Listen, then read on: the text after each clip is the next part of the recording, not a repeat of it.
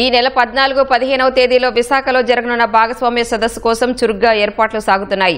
నగరాన్ని సుందరంగా తీర్చిదిద్దే పనులు జోరందుకున్నాయి. సదస్సు జరిగే ప్రాంగణం ఇప్పటికే తుది మెరుగులు దిద్దుకుంటోంది. వందల మంది కార్మికులు నిరంతరం పనిచేస్తున్నారు.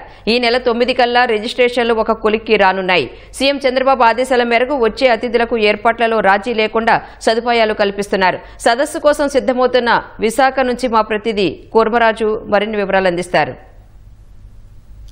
రాష్ట్రంలో భారత పరిశ్రమల సమాఖ్య CII 30వ వార్షిక సదస్సు ఆంధ్ర విశ్వవిద్యాలయం ఇంజనీరింగ్ కళాశాల మైదానంలో ఈ ప్రాంగణంలో జరగనుంది.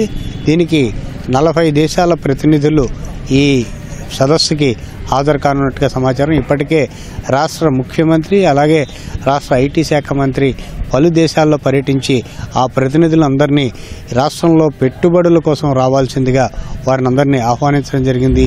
వాళ్ళందరూ ఇక్కడ ఉన్న అవకాశాలు అలాగే ఇక్కడ ఈ పరిశ్రమల సమాఖ్య ద్వారా జరుగుతున్న ఈ పెట్టుబడుల సదస్సులో ఒప్పందాలు ఏ రీతిగా చూస్తాయి, ఒప్పందాల తర్వాత ఏ రీతిగా వాటిని క్షేత్రస్థాయిలో పరిశ్రమల ఏర్పాటు దిశగా ఏ రకంగా భూమి లభ్యత కానీ భూమి కేటాయింపులు ఇతర అనుమతులు ఇవ్వడం వీటన్ని అంశాలని కూడాను వారికి వివరించి వారు ఈ సదస్సుకు వచ్చేటట్లుగానేమో ఈ పర్యటనలు కొనసాగాయి.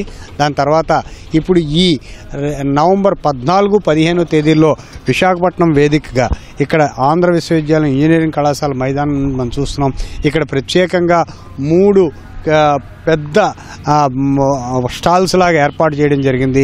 ఇందులో ఒక్కొక్కటి 1,00,000 చదరపు అడుగుల పైన మొత్తం స్టాల్స్ కానీ లేదంటే ఇతరత్ర డెస్క్ టు డెస్క్ మీటింగుల కోసం కానీ విశాలమైన హాళ్లను ఏర్పాటు చేయడం అలాగే చిన్న చిన్న క్యాబిన్లని వాళ్ళకి అందుబాటులో ఉంచడం ఇవన్నీ కూడాను ఏర్పాటు చేశారు. అలాగే ప్రత్యేకించి వచ్చే అతిథుల కోసం నగరంలోని వివిధ హోటల్లో దాదాపు 1,200 గదుల్ని సిద్ధం చేయడం జరిగింది. ఇవన్నీ కూడాను జిల్లా యంత్రాంగం రాష్ట్ర ప్రభుత్వ యంత్రాంగం సహకారంతో వీటన్నిటినీ సమన్వయం చేస్తోంది. రాష్ట్ర ప్రభుత్వం అత్యంత ప్రతిష్టాత్మకంగా ఈ CII సదస్సుని పెట్టుబడుల భాగస్వామ్య సదస్సుని నిర్వహించడం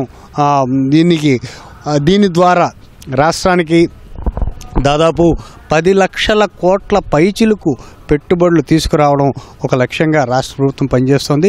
ముఖ్యమంత్రి చంద్రబాబు నాయుడు నేరుగా దీనిపైన ప్రతిరోజు సమీక్షించి ఈ భాగస్వామ్య సదస్సుకు సంబంధించి ఏ అంశాలు ఇందులో ఉండాలి అలాగే ఏ అంశాల ద్వారా రాష్ట్రానికి ప్రయోజనం ఏ రకంగా చేకూర్చాలి అటు రాయలసీమ ప్రాంతం నుంచి ఇటు కోస్తా సెంట్రల్ ఆంధ్ర అలాగే ఉత్తరాంధ్ర అన్ని ప్రాంతాల్లోని సమానమైన అభివృద్ధికి ఉన్న అవకాశాలు పెట్టుబడులకు ఉన్న అవకాశాలన్నింటినీ కూడాను ఈ పెట్టుబడిదారులకు వివరించి వారి దగ్గర నుంచి రాష్ట్రానికి పూర్తి స్థాయిలో పారిశ్రామిక అభివృద్ధికి అలాగే ఇక్కడ ఉన్న మౌలిక సదుపాయాలు ప్రభుత్వ సహకారం ఏ రకంగా ఉంటుంది ఈ అన్ని అంశాలని వారు ఆకళింపు చేసుకొని క్షేత్రస్థాయిలో ఈ MOUలు జరిగిన తర్వాత ఆ MOUలు క్షేత్రస్థాయిలో పరిశ్రమలుగా ఏర్పాటు చేయడానికి రాష్ట్రంలో యువతకి అలాగే నిరుద్యోగులకి ఉపాధి కల్పించే విధంగా దాదాపుగా మొత్తం ఒక 10 లక్షల వరకు